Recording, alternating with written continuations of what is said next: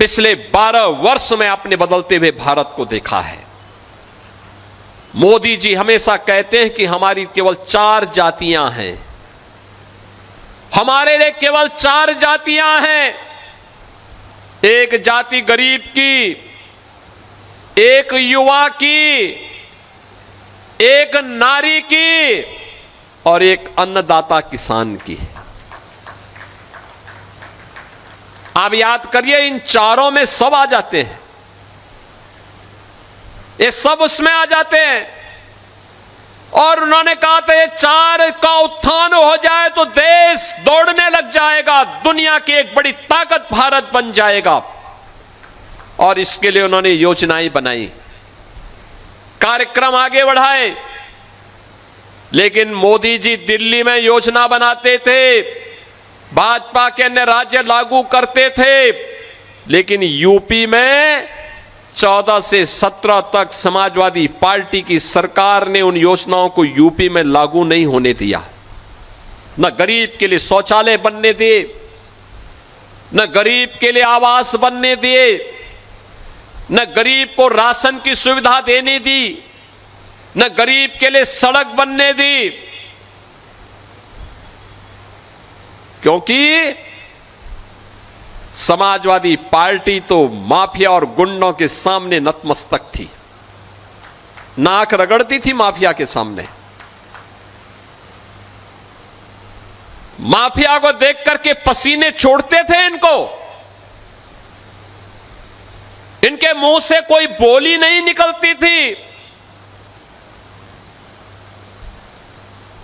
बहनों और भाइयों, जो आज उपदेश देते फिरते हैं समाजवादी पार्टी के लोग, इनसे पूछा जाना चाहिए, इनसे पूछा जाना चाहिए कि जो 65 लाख गरीबों को आज प्रदेश में आवास मिला है, ये 65 लाख आवास 4-4 बार समाजवादी पार्टी की सरकार थी, तब क्यों नहीं गरीबों को मिला है?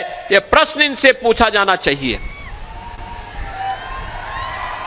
जिन 3.25 करोड़ गरीबों के घर में शौचालय बना है,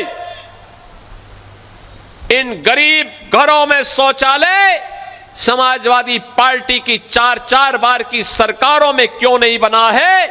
और कांग्रेस ने तो देश के अंदर, प्रदेश के अंदर सर्वाधिक समय तक लगभग 50 वर्षों तक शासन किया, इन 50 वर्षों में क्यों नहीं बनाया? जिन 16 करोड़ गरीबों को आज हम फ्री में राशन की सुविधा का लाभ दे रहे हैं, यह राशन उन गरीबों को तब क्यों नहीं मिलता था? तब तो गरीब का राशन कांग्रेस के समय में कांग्रेस के गुंडे और समाजवादी पार्टी के समय में समाजवादी पार्टी के गुंडे टकार जाते थे। गरीब तो टकटकी लगा के देखता रहता था, उसको कुछ भी नहीं मिलता था। बहनों और भाइयों, आज प्रदेश के अंदर 10 करोड़ लोगों को तो हमने आयुष्मान भारत और मुख्यमंत्री जन आरोग्य योजना के अंदर मुफ्त में स्वास्थ्य की सुविधा उपलब्ध करवा दी है और निरंतर उसमें वृद्धि की जा रही है। हर गरीब को यह सुविधा मिलेगी, हर गरीब को मिलेगी। हर किसान परिवार को, किसान हो या बटाईदार हो, किसान परिवार का कोई सदस्य हो, दुर्भाग्य से किसी आपदा की चपेट में आ जाता है तो मुख्यमंत्री कृषक दुर्घटना बीमा के अंदर 5 लाख रुपए की सहायता सीधे 24 घंटे के अंदर हमारा ये जनप्रतिनिधिगण जाते हैं, उस गरीब परिवार को देके आते हैं। हर गरीब के लिए आवास की सुविधा है, हर गरीब के घर में पानी पहुंचाने के लिए प्रयास किया जा रहा है। सड़कें बन रही हैं, पुल बन रहे हैं, बाढ़ से बचाव के उपाय प्रारंभ किए गए हैं। बहनों और भाइयों, अब मैं कह सकता हूं, किसी माफिया में दुस्साहस नहीं, किसी गुंडे में दुस्साहस नहीं कि किसी पर्व और त्योहार में व्यवधान पैदा कर दे और उपद्रव पैदा कर दे।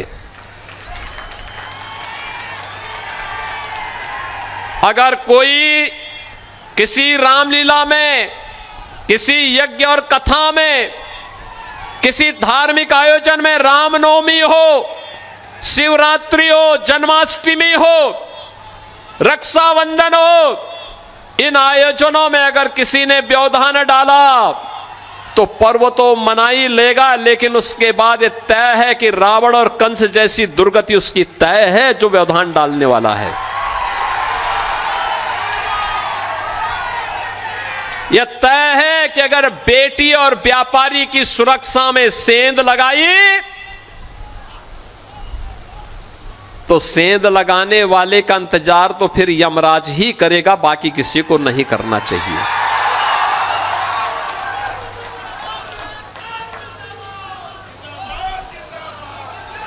आज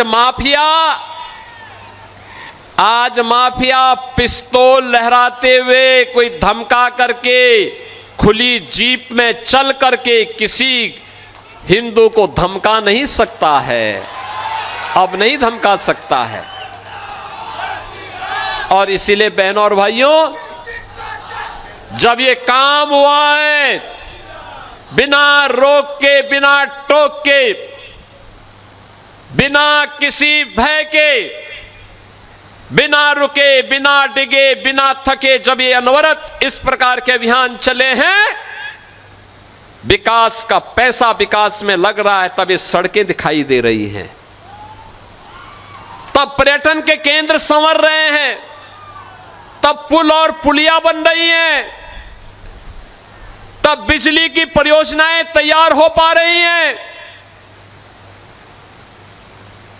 तब विकास दिखाई दे रहा है। और सुरक्षा का माहौल है तो पैसा विकास का विकास में लग रहा है और गरीब का पैसा गरीब के पास जा रहा है। नौजवान के लिए नौकरी और रोजगार की सुविधा है, बेटी के स्वावलंबन के लिए भी योजना है, अन्नदाता किसानों के सम्मान के लिए भी सरकार के पास योजनाएं हैं और उन योजनाओं को प्रभावी ढंग से लागू किया जा रहा है। और उसी को लागू करने के लिए आज मधुबन में मुझे आने का अवसर प्राप्त हुआ है।